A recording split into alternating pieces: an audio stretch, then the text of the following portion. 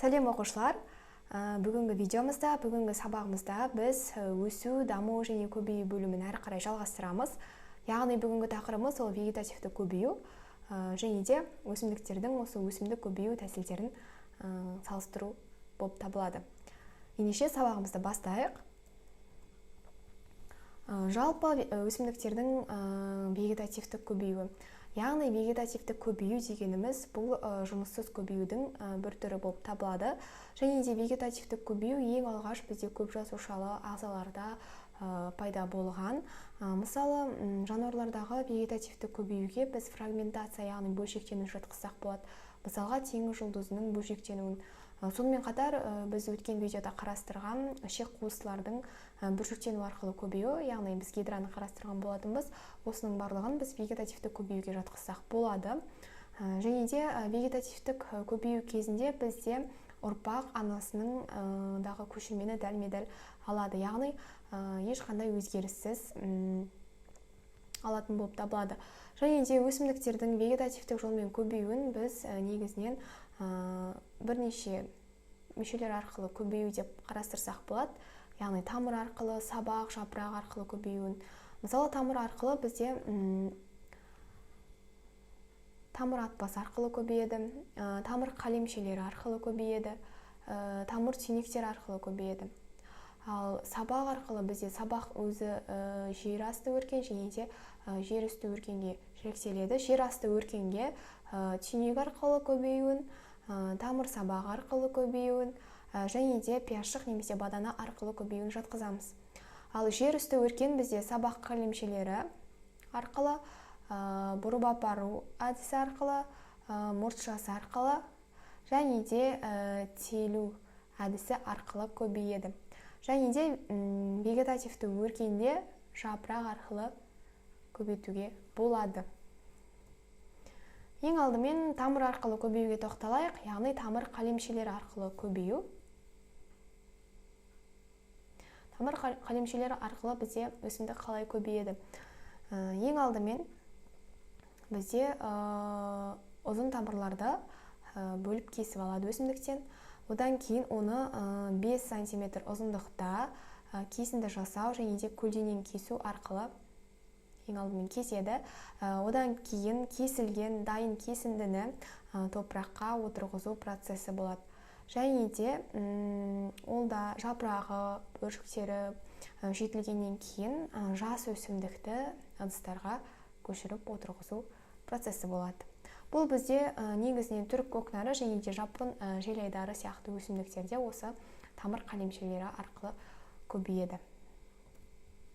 Келесі тамыр арқылы көбеюдің келесі түрі ол тамыр түйнектері арқылы көбею. Яғни тамыр түйнектері арқылы көбею бізде нарғыз гүлде, бегонияда болады. Ең алдымен жуандаған тамырларды бүршігі болатындай етіп бөліктерге бөліп алады. Одан кейін оны фунгицидтермен өңдеп, құрғақ, жылы жерде ұстайтын болып табылады. Және де кескін жасаған жерде қорғаныш қабық пайда болғаннан кейін оны топыраққа отырғыза беруге болады. Бұл бізде тамыр түйнектері арқылы көбею. Келесі бізде сабақ арқылы көбею, яғни жер үсті өркендер арқылы бұл телу әдісі. Яғни телу бізде көшелеп және жанастыра телу деп жіктеледі. Және де телу арқылы бізде өрік, шабдалы, шие, қара өрік, алма, алмұрт көбейетін болып табылады. Мысалы, көшелеп телуге тоқталсақ, яғни көшелеп телу кезінде бұтақтың бүршігі бар жерін, кішкене жерін кесіп алады да, яғни осы бүршігі көше деп аталады. Сол жерде жаңағы теліктіруші ағашқа немесе бұтаққа жанастырады. Және де оны жанастырғаннан кейін ол жерде камбийдің өсуі, яғни камбий жаңағы жасушаларының даму процесі қарқынды жүргеннен кейін екі ағза бірігетін болып табылады. Және де осы көшелеп телу арқылы алынған өсімдіктерде жаңағы сорттарда жаңа әртүрлі дәмді сұрыптар алуға болады екен. Келесі жер үсті өркендер арқылы, яғни мұртшалармен көбею. яғни бұл көбею түрі бізде бүлдіргенде, астық тұқымдастардың кейбір түрлерінде және де құлпынайда кездеседі. Яғни мұртшалар арқылы көбею дегеніміз бұл бізде мысалы өсімдіктің сабағындағы ұзын мұртшаларын алып, оны жеке-жеке топыраққа отырғызады. Және де сол отырғызғаннан кейін жаңағы мұртшалардан бізде қосалқы тамырлар дамып шығады. Сол қосалқы тамырлар дамығаннан кейін бүршіктен өркендер дамып шығатын болып табылады. Яғни бұл бізде мұртшалармен көбею процесі. Келесі ол жер асты өркенмен көбею, яғни түйнек арқылы көбею. Бұл көбіміз білетін мысалға картопты айтуға болады. Одан бөлек жер алмұртын, колодиум, құмырагүл және де настурция өсімдіктерін жатқызсақ болады. Яғни түйнек арқылы көбею бізде көбіне картопты мысалға келтіреміз. Яғни картоптың түйнектері үлкен жерлерін алып, оны бірнеше бөліктерге бөліп, одан кейін барып оны топыраққа отырғыза берсек болады. Және де осыдан жаңа картоп өсіп шығатын болып табылады. Енді сабағымызды қорытындылай келе, осы вегетативтік көбеюдің өсімдік шаруашылығында қолдануына тоқталсақ. Яғни вегетативтік көбею бізде өсімдік шаруашылығында не үшін қолданылады? Біріншіден, өсімдіктен жаңа буданды сұрыптап алу үшін.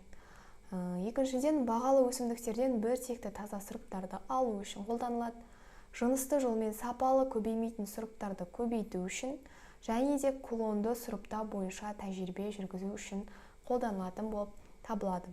Жалпы біздің бүгінгі сабағымыз осы, яғни біз сіздермен бүгінгі сабақта вегетативтік көбеюге тоқталдық және де вегетативтік көбеюдің түрлерін қарастырдық.